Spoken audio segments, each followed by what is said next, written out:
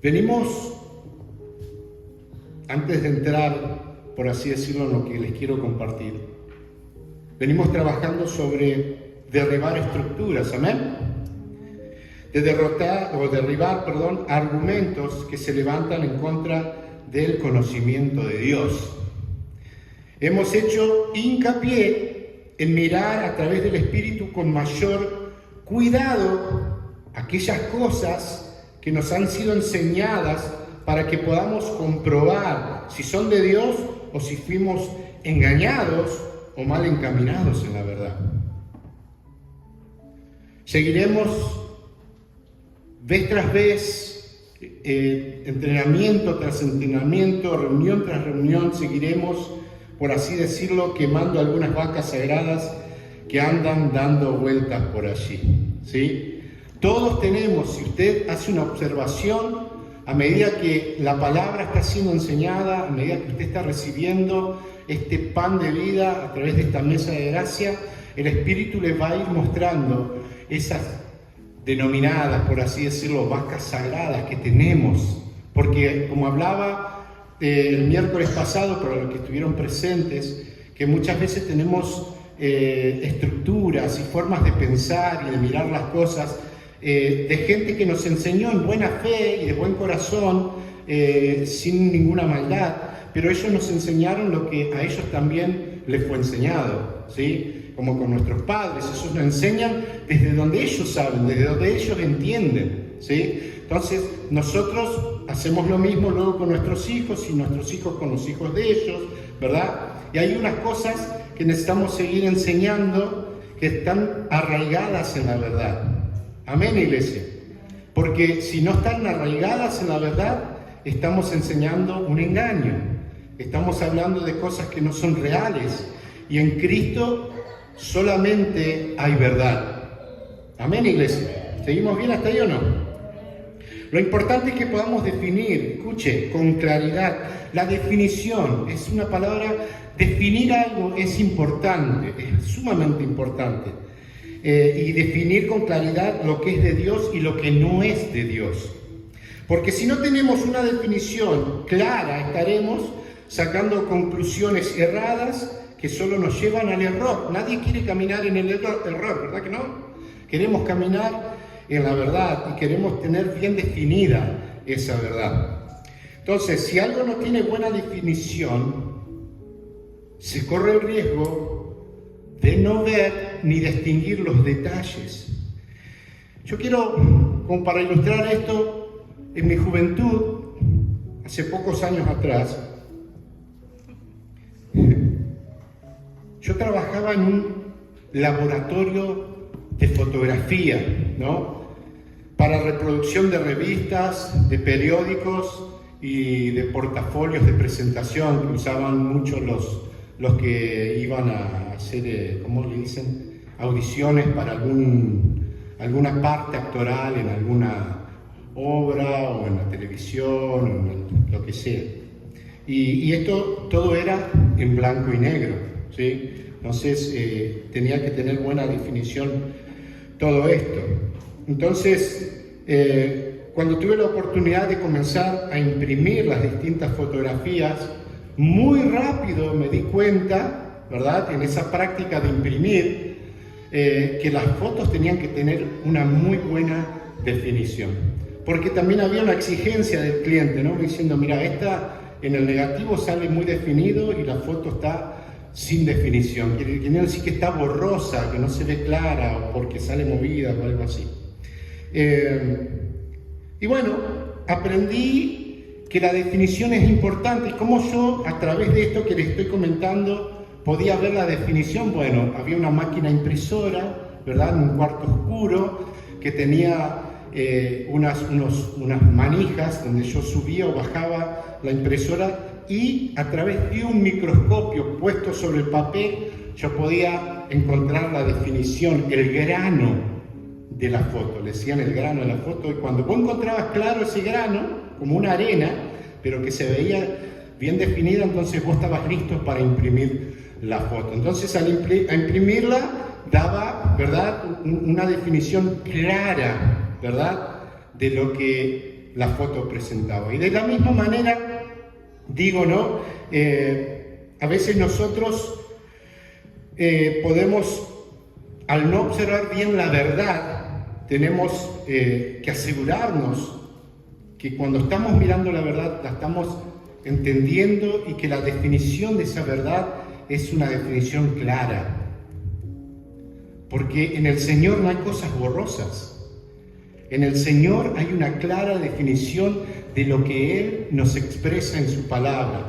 Y el Espíritu nos da ojos para ver claramente la verdad que hoy nos habita. ¿Me siguen hasta ahí, sí o no?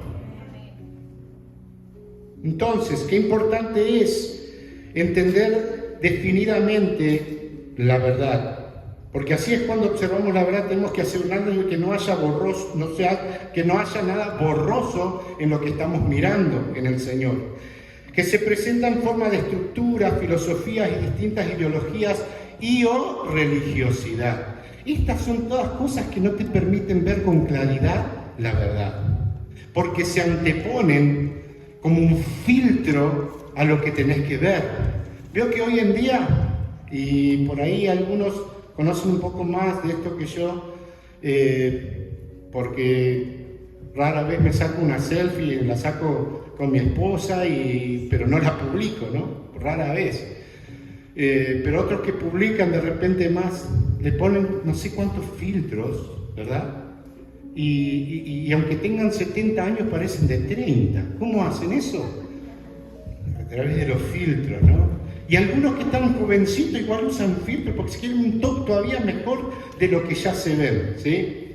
Pero entonces ese filtro te está mostrando algo, te está mostrando una imagen de alguien, pero que no es real.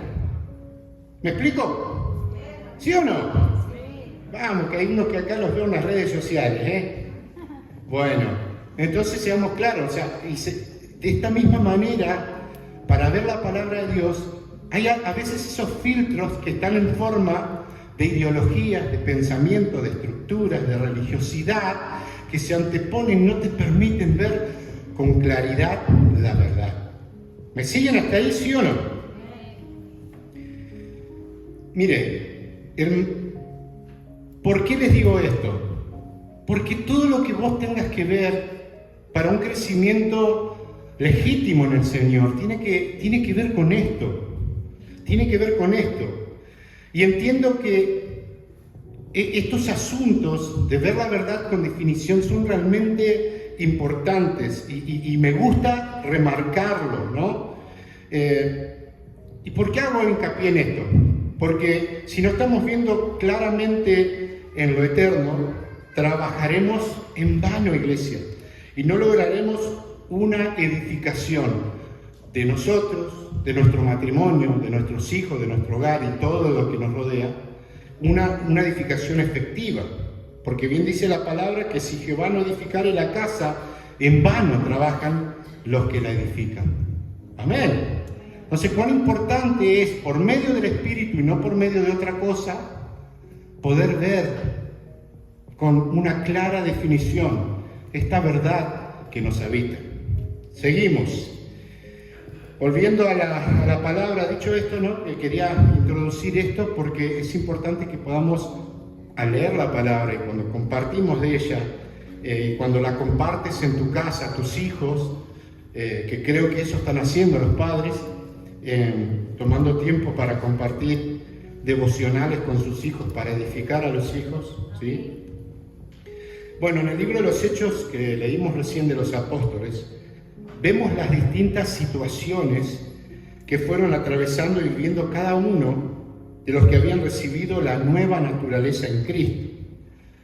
Las cartas apostólicas, todas las que usted lee de los Hechos en adelante, no se enfocan en otra cosa sino en Cristo y en su obrar en cada uno de ellos y en cada uno de los que Dios dice añadía cada día a la iglesia. ¿Cuánto ha sido añadido a la iglesia aquí? ¿Cuánto han sido añadidos a la iglesia aquí? Está bien, y si no ha sido añadido, Hoy es un buen día para hacerlo, ¿amén? Porque Dios está llamando de un lugar de oscuridad a su luz admirable, ¿no? Y nosotros estamos aprendiendo, todos los que estamos acá, a caminar en esa luz. ¿Cuántos dicen amén?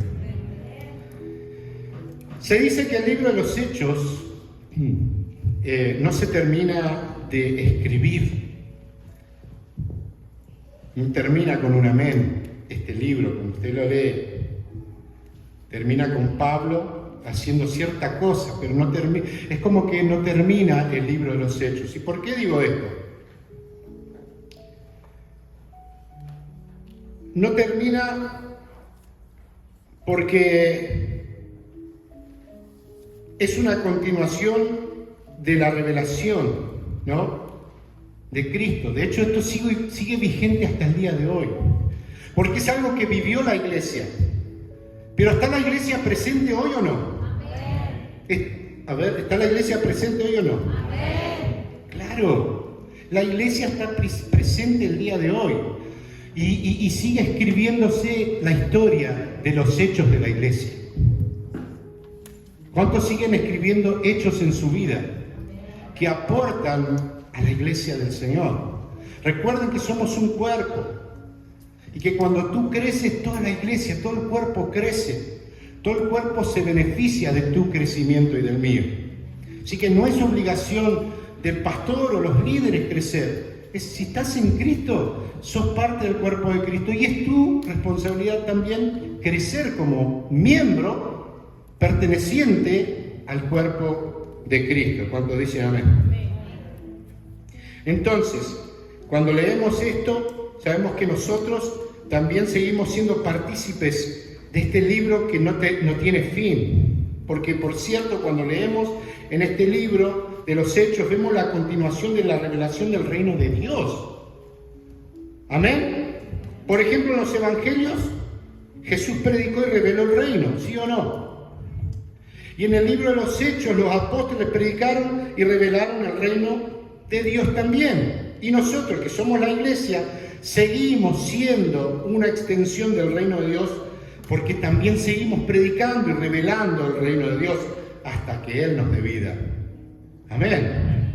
Y oramos y creemos que las nuevas generaciones que se están levantando, conociendo y entendiendo esta verdad, van a continuar expresando y revelando el reino de Dios aquí en la tierra. Por eso es relevante tener conocimiento de la verdad para predicar la verdad, ¿sí? Y vivir la verdad para expresar la verdad que nos habita. Porque una cosa es conocer la verdad y otra cosa es vivir la verdad.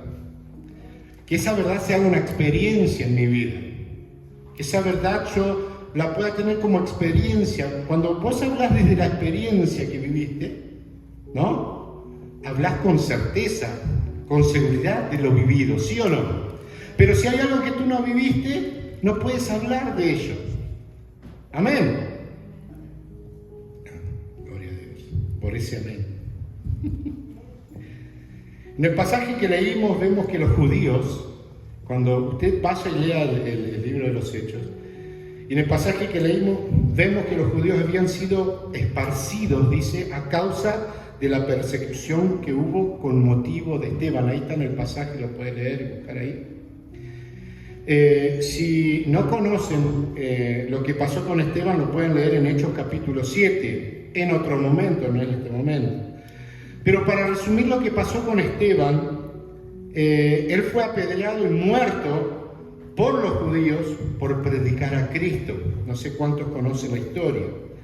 Y por ese motivo la iglesia, al ser perseguida a raíz de eso, tuvieron que huir y así es que fueron esparcidos, ¿sí? Y en eso que fueron esparcidos, en todo ese tumulto de cosas que estaba viendo la iglesia, en ese momento la iglesia comenzaba a extenderse con el reino, a predicar, a vivir y dar a conocer esta vida. Pasaban muchas cosas, luego comenzaron a levantarse persecuciones, comenzaban a levantarse prisiones y un montón de cosas, porque había muchos judíos que recibían esta verdad, pero había otros que la despreciaban, la desechaban, ¿sí? Entonces comenzó una persecución en contra de la iglesia. Y en todo esto, que dentro de esta persecución lo lindo de todo esto es que no paró de predicarse el Evangelio de Jesucristo. Porque dice que cuando más perseguidos eran, con más denuedo, con más pasión, con más entrega, compartían la verdad a aquellos que no la habían conocido. ¿Te está pasando eso a vos?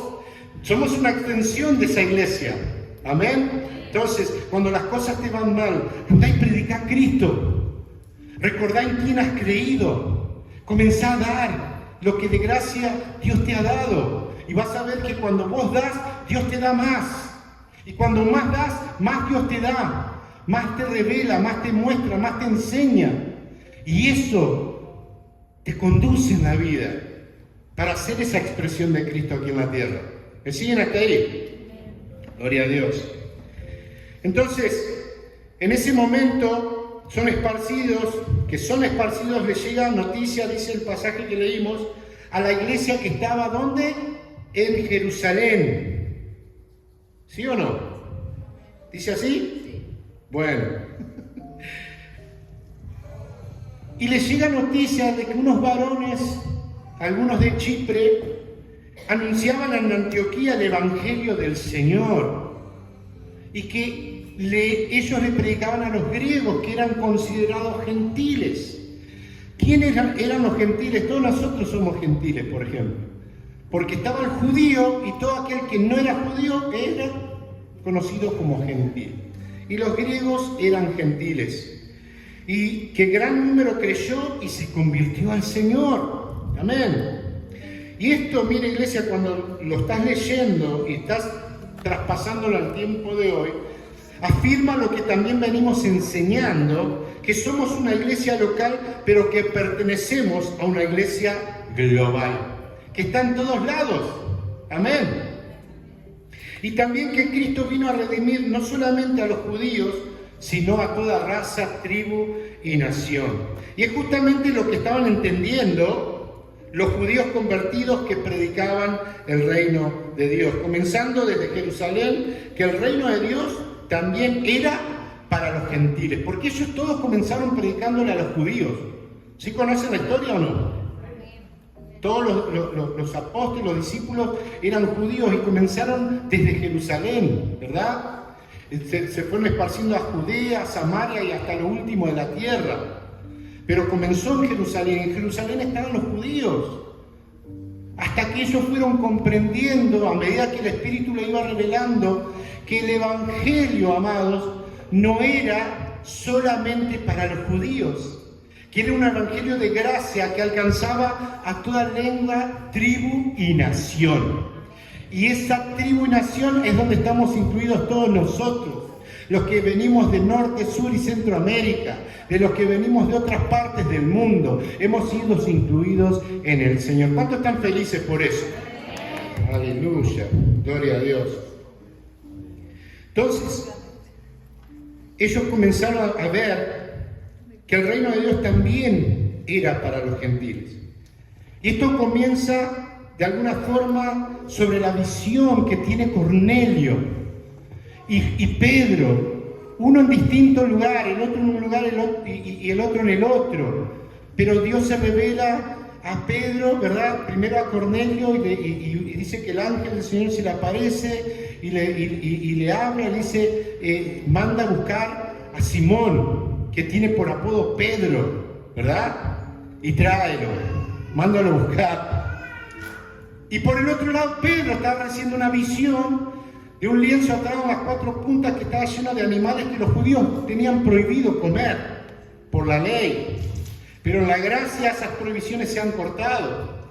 El Señor decía, Pedro, mate y come. Y Pedro decía, jamás, Señor, porque jamás cosa inmunda ha tocado mis labios. Y él decía, 3 veces le dijo, y terminó la visión.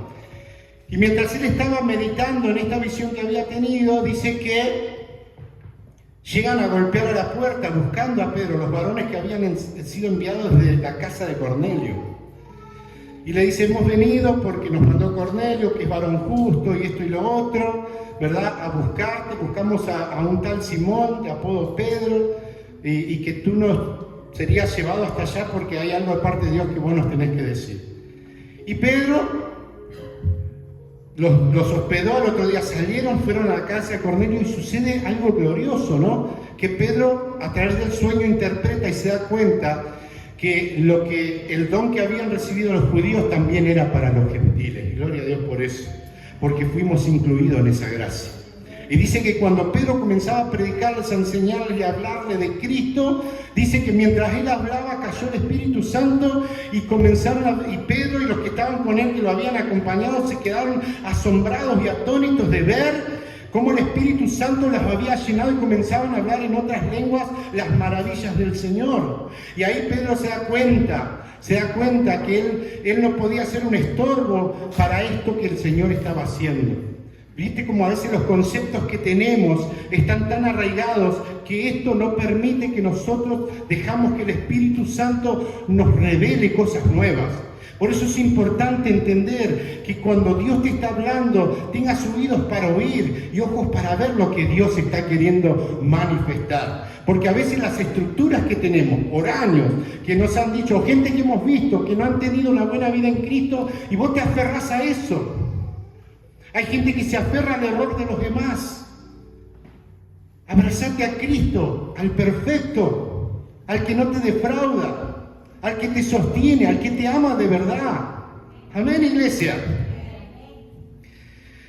La iglesia en Jerusalén envió a Bernabé hasta Antioquía para verificar, podríamos decir, la veracidad, ¿sí?, de esta tremenda noticia. Y vemos que cuando llegó Bernabé, se regocijó. ¿No dice así? ¿Y por qué se regocijó Bernabé? Porque vio la gracia de Dios operando en otros. Presta atención a dónde estamos yendo, Porque él vio la gracia de Dios operando en otros. Si tuviese que venir algún hermano de otro lado y al verte, ¿produciría regocijo en él verte?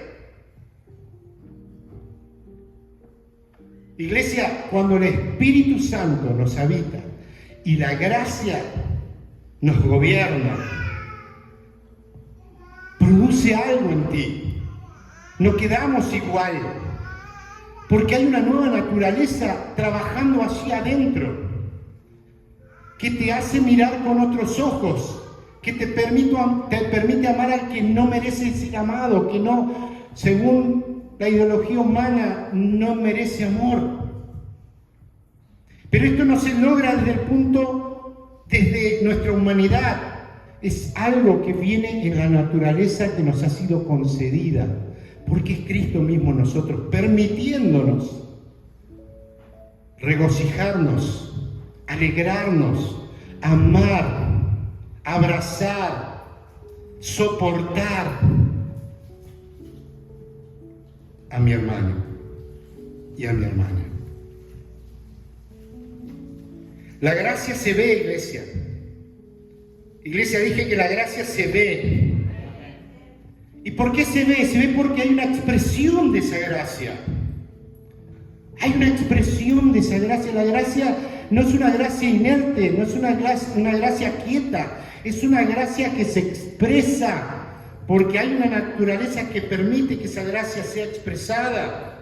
Amén, iglesia. La gracia no se ve porque alguien dice que tiene la gracia, sino porque tiene la nueva naturaleza que naturalmente le permite poder expresar esa gracia. Si yo veo a mi hermano y no me regocijo, presta atención a lo que le estoy diciendo. Si yo veo a mi hermano y no me regocijo, es porque la gracia de Dios no está operando en mí. O no está operando la gracia en el otro. Pero si operan los dos, si opera en mí y si opera en el otro, tiene que haber regocijo, tiene que haber alegría. Entonces cuando vos llegás, ves a tu hermano, lo abrazás, te alegrás, te regocijás, ves la gracia de Dios en tu hermano, Aleluya. Mire, a medida, entendamos algo, a medida que la verdad opera en nosotros, aleluya, más verdad expresamos. Pero también, por otro lado, notaremos el error en el que no está operando en la verdad. ¿Entiende? Pero no por eso le menospreciamos. ¿Me sigue? Sino que les amamos porque desde la naturaleza que tengo les puedo amar. ¿Cuántos dicen amén? Les amamos y confiamos que la verdad también les será revelada por medio del Espíritu. Hubo una época en mi vida que me enojaba con esos que no se congregaban, que no venían a las reuniones de oración. Vos viste que la clásica de las iglesias es, vamos a tener reunión de oración. Son 100, suponete, en la iglesia. ¿Cuántos vienen? 10. 7. El pastor y los hijos. Y una hermana. O 2. Y yo me agarraba unas broncas. ¿Viste? ¿Qué le pasa a esta gente? Pero claro, uno va entendiendo, si la gracia no está operando, si el Espíritu no está trabajando y obrando, no podés esperar, ni debo esperar, porque yo espero en Cristo.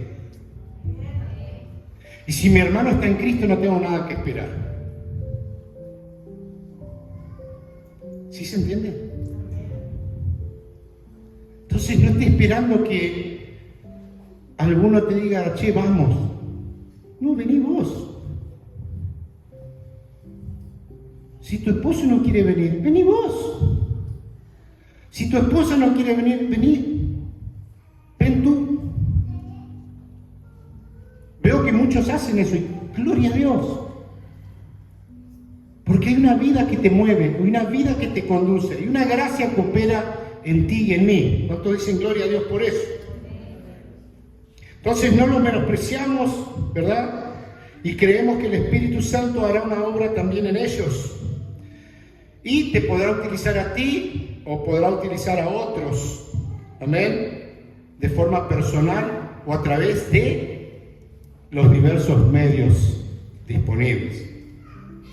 Nosotros expresamos a Cristo, pero quien convence de pecado, de justicia y juicio es el Espíritu Santo. ¿No te pasó? Miren, yo les voy a contar una anécdota que una vez pasamos con los adolescentes. En su momento eran adolescentes mis hijas, o sea, hace unos añitos atrás. Siguen jóvenes, pero digo, la adolescencia es una etapa, ¿no?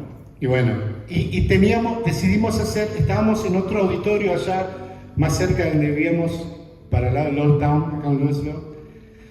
Y bueno, y decidimos hacer reuniones para los adolescentes en nuestra casa, en nuestro living chiquito ahí. Bueno, comprábamos pizza, comíamos con ellos, compartíamos la palabra. Y llega una chica de un matrimonio que antes asistía acá a las reuniones, hace mucho tiempo atrás, bueno, y vino la hija, ¿no?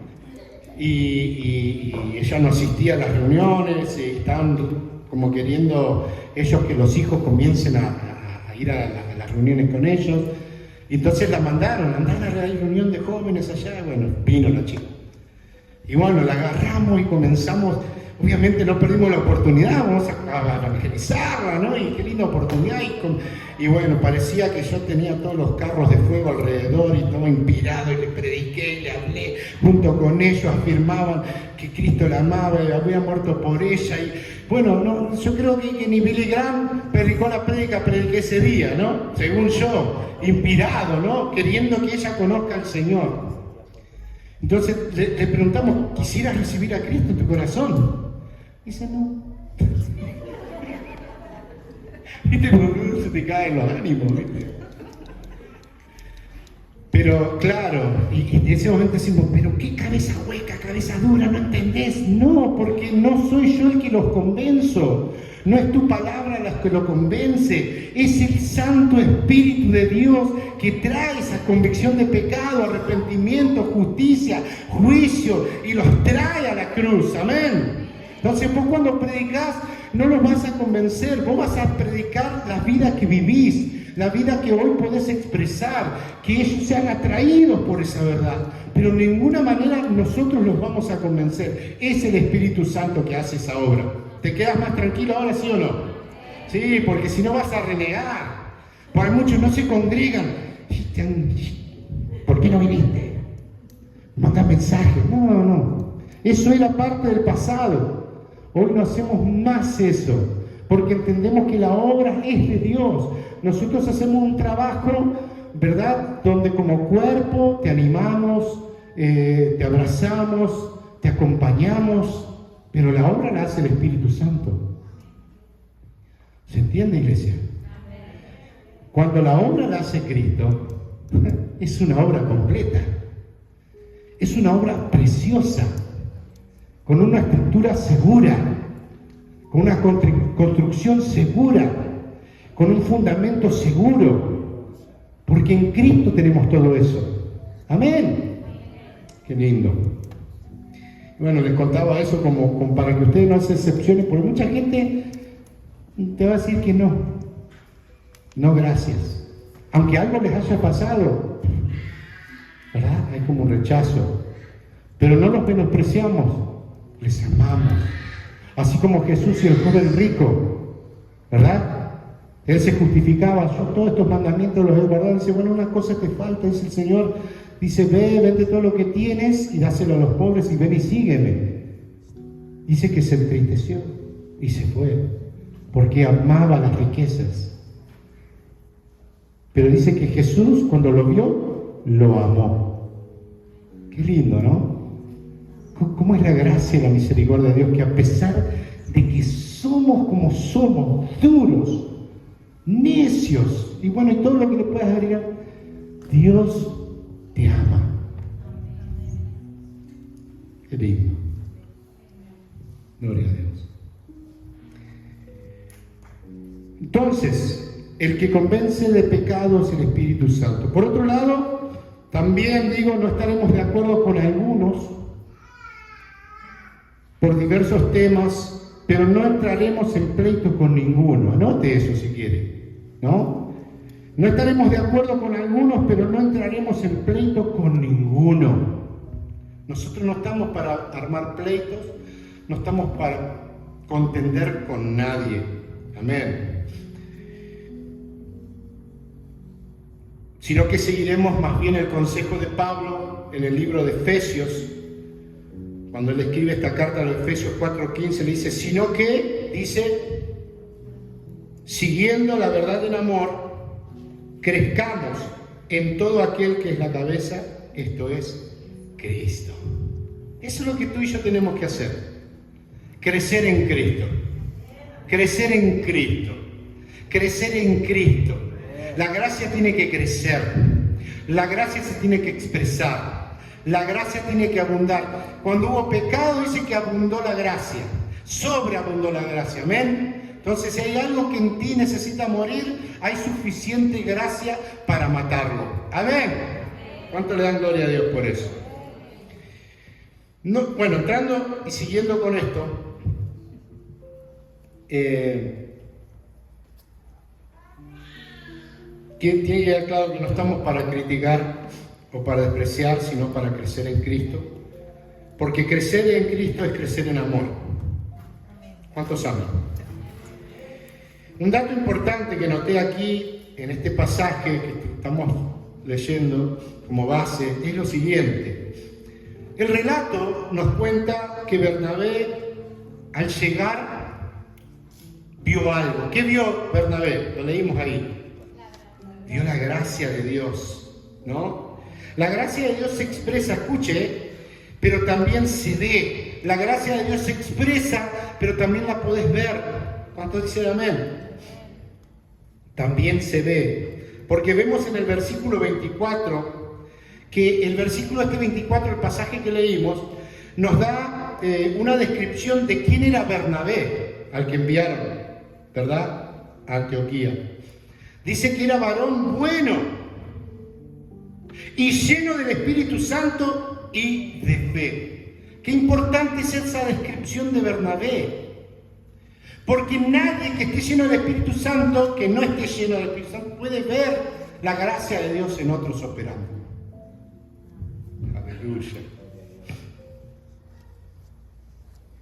Es solo por medio del Espíritu que podemos ver la gracia de Dios en otros. A ver si podemos entender esto. Si alguno camina en la gracia y yo puedo ver la gracia de Dios en él, esto, iglesia, produce regocijo. Amén. Si yo estoy caminando en la gracia y la gracia, ¿verdad?, y alguno ve la gracia de Dios en mí, también camina de un lado como del otro. ¿Estamos de acuerdo? ¿Por qué? Porque es el mismo Espíritu, iglesia, operando y produciendo la conexión de la verdad que nos habita, tanto a uno como al otro. Cristo es nuestro gozo, ¿sí o no? Cristo es nuestra alegría. Cristo nos completa. Entonces, si yo, lo que yo tengo, lo veo en otro, tiene que producir alegría, gozo y regocijo, que es lo que le pasó a Bernabé. Él cuando llegó y vio lo que estaban haciendo, vio lo que estaban expresando, vio lo que estaban predicando y enseñando, se regocijó porque vio que dice la gracia de Dios. Es la gracia de Dios operando en el otro que te produce regocijo, porque es el mismo Espíritu operando tanto en uno como en el otro. Y algunos se van de acá sin saludarme.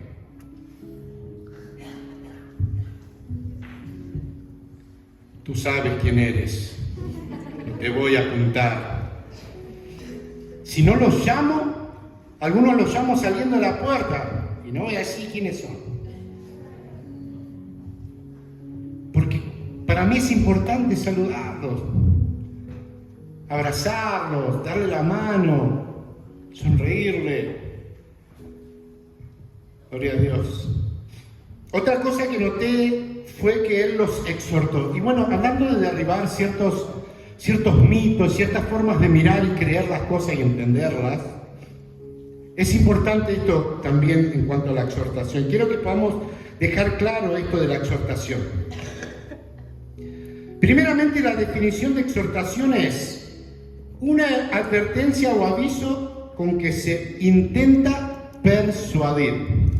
¿Sí? Una advertencia o aviso con que se intenta persuadir.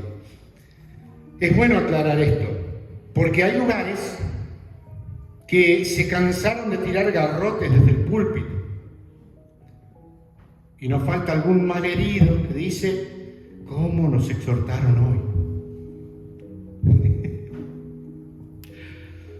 La exhortación no es para regañar. ¿Me escuchó? La exhortación no es para herir y lastimar, sino para persuadir. Para persuadir. Y en este caso, ¿cuál fue la exhortación de Bernabé? Fue que con propósito de corazón permanecieran fieles al Señor. Amén. La exhortación no es para causar dolor, sino para persuadir, para animarnos a permanecer fieles al Señor. Entonces, ¿de qué se trata puntualmente la exhortación de Bernabé a todos los que estaban allí en Antioquía? Era que permanecieran fieles al Señor, o sea que les estaba diciendo, digamos en otras palabras, que desarrollaran cada vez más esta expresión de Cristo por medio del obrar del Espíritu. Porque el alimentar la carne te desvía de la verdad. Y Él no quería que asuman ese riesgo, ¿sí? Sino que por medio del Espíritu sean hallados fieles. Amén. Y este es un deseo legítimo que viene del Espíritu unos con otros. Si hay un hermano que tiene 6 meses en el Señor y vos tenés 10 años en Cristo, podés recibir por medio del obrar del Espíritu en ese hermano una exhortación para tu vida. No, la exhortación es para el pastor, para los líderes. No, porque la exhortación te persuade, y en este caso te persuade a la fidelidad a Cristo, a permanecer fieles al Señor. Y esto es la exhortación que debe existir en el pueblo del Señor.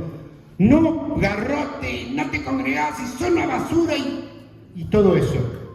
Eso no es exhortación. La exhortación es otra cosa. Cuando reciban la exhortación, la recibimos con amor, con alegría, porque sabemos de que el que nos está exhortando nos está animando, nos está persuadiendo a permanecer fieles al Señor. ¿Cuántos fieles hay en la casa?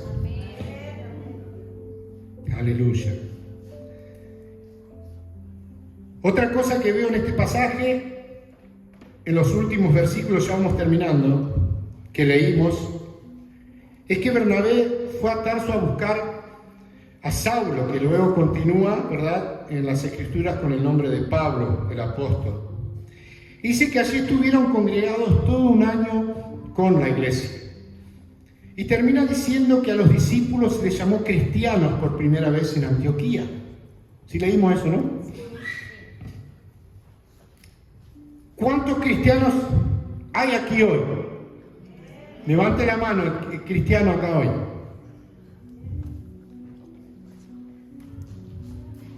La mitad, la otra mitad. ¿Cuántos hijos de Dios hay aquí hoy? Algunos todavía no levantaron la mano, o sea, no se definen por una cosa o por la otra. Hay un espíritu, que es el Espíritu de Cristo, que nos da testimonio de lo que somos. Entonces, en ese momento, escuche, se le dio el nombre de cristianos a los seguidores de Cristo, pero de una manera que no era buena, sino más bien una forma de burla a los cristianos. Se les llamó porque despreciaban a Cristo y todo aquel que creía en Él. Entonces, a los cristianos era como una forma de burla, de desprecio. ¿Sí me entiende? Hoy en día nos ponemos nombres como cristianos. No, yo soy evangélico. ¡Ja! Yo soy pentecostal. Y a su nombre, ¿no? Comenzamos con todos los latiguillos. Bueno, y la lista sigue. Pero los que estamos en Cristo, ¿cuántos están en Cristo? Porque el que está en Cristo no sigue a Cristo. A ver, ahí está el pastor otra vez.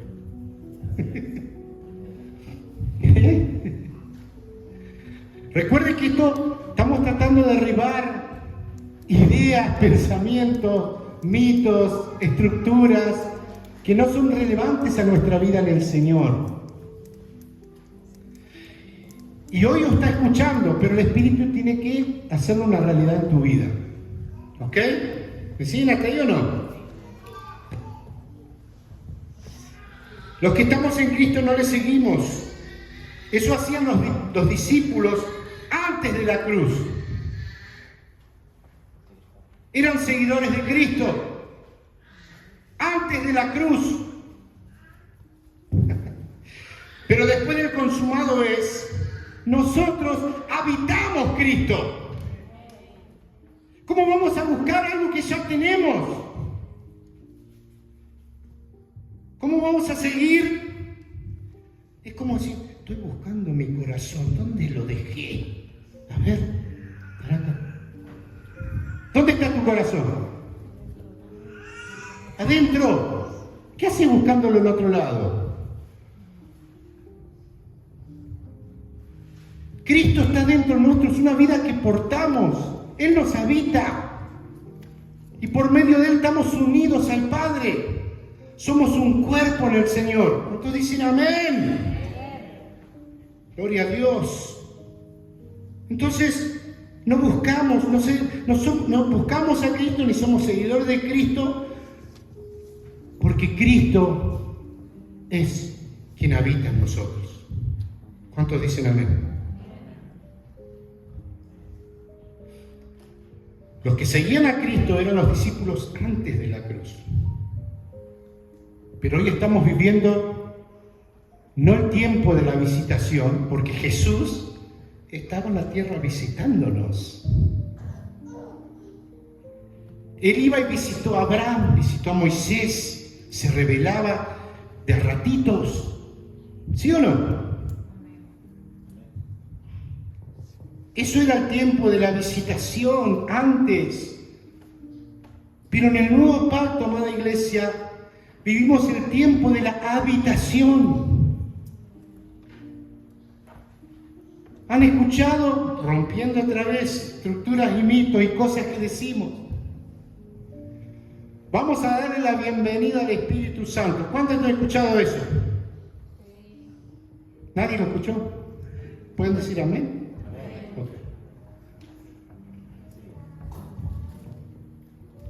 Si alguien está dentro tuyo, ¿cómo que lo estás llamando invitándolo para que venga?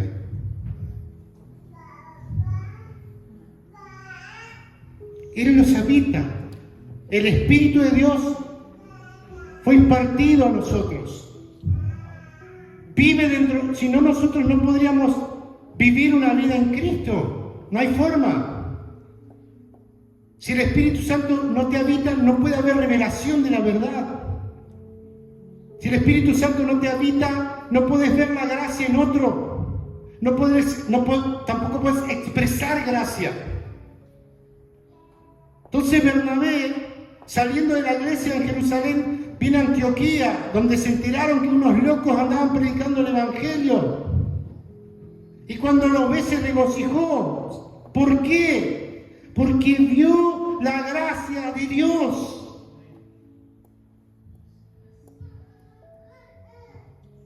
Porque la gracia opera, el Espíritu opera, y cuando esa naturaleza está realmente así, no puede no expresarse. Entonces él se alegró. ¿Por qué te podés alegrar? Porque sabés que la obra de Cristo se está extendiendo y haciéndose una realidad en la vida de otros. ¿Saben qué alegría es para mí cuando yo he vuelto a la Argentina y había muchachos que yo los iba a buscar? Porque yo era de esos que, viste, me metía en los lugares esos que nadie quiere meterse, donde tenés que entrar con alguien supuestamente que te conoce. Bueno, a mí ya me conocían y entraba y los iba a buscar y digo, vamos, y me los llevaba a las reuniones, medios borrachos, medios drogados. Y muchos los cruzaban en la calle y los saludaba ahí. ¿Cuándo vas a venir conmigo a las reuniones? Ya voy a ir, ¿no? Y qué lindo era volver después de tantos años y encontrarlos en la reunión. Y decir, Dani, ¿te acordás todas esas veces que me decías? Y yo te decía que no. Bueno, Cristo me salió al encuentro y hoy estoy en Cristo. Y yo, miren, lágrimas de regocijo, de alegría, porque sabía la vida que vivían, dónde estaban, esa oscuridad. Y qué lindo que encuentren la luz, que encuentren a Cristo. ¿Cómo no va a producir regocijo eso en tu corazón? Está produciendo el Espíritu regocijo en tu corazón, iglesia, en tu espíritu. Cuando nosotros habitamos esta gracia, cuando vemos la gracia en otro, tiene que producir regocijo. Entonces mirás al que está a tu lado, el que está a tu lado, y podés ver la gracia de Dios. Y si no estás viendo la gracia de Dios, tenés tiempo de orar para que esa gracia de Dios se manifieste en ellos, porque no lo vamos a dejar de hacer, porque por todos murió. Por todos murió, dice la palabra. ¿Con qué fin? Para aquellos que murió y resucitó por ellos, vivan para Él. Todos los que viven necesitan vivir para Cristo. Tienen sus decisiones, las tomarán para bien o para mal. Pero así como un día nosotros fuimos alcanzados por esta gracia, por la oración de otros, por la predicación de otros, por la insistencia de otros, nosotros necesitamos seguir expresando esta gracia hacia otros.